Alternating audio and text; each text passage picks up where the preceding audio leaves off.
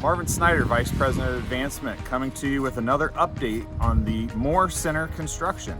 As you look behind me, you can see the foundation walls have been laid, and here very shortly we will be laying the concrete foundation floor for the building. Thank you again so much for your support of the Bishop Moore Center for Excellence.